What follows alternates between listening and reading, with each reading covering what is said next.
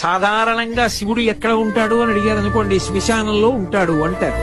శ్మశానంలో ఉంటాడు అన్న మాటని జాగ్రత్తగా అర్థం చేసుకోవాలి. నిజానికి ఆయనకి శ్మశానంలో ఉండవలసిన అగత్యమే లేదు. అనుశాసనిక పర్వంలో భారతంలో పార్వతీదేవి అడిగింది, శంకర బ్రహ్మాండమైన కైలాసం ఉంది, ఎందుకండి అక్కడ ఉంటారు మీరు శ్మశానంలో? అయ్యో, 2 కారణాలకు ఉంటారు పార్వతి. నేను అక్కడ ఉండకపోతే పిశాచాలు మొదలైనటువంటి ఉగ్రభూతాలు ఇళ్లల్లోకి చొరబడిపోతాయి. చొరబడిపోయి దైవారాధన చెయ్యనివ్వవు, మనుష్యుల్ని బాధపడతాయి. ఆ బాధ పెట్టకుండా మనుష్యుల్ని ప్రశాంతంగా బతకనివ్వడం కోసమని నేను శ్మశానంలో ఉండి తాండవం చేస్తూ ఉంటాను. అవి నా తాండవం చూస్తూ అక్కడ కూర్చుంటాయి.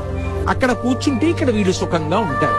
అదే పనిగా ఆయన్ని పట్టుకుని శ్మశానవాసి అని తిట్టారనుకోండి, ఏదో ఒకనాడు ఆయనకి ఒళ్ళు మండి నేను వదిలేసి మీలా మేడలో ఉంటానని చెప్పి వచ్చేసాడంటే అవన్నీ వచ్చి మీద అడిపోతాయి.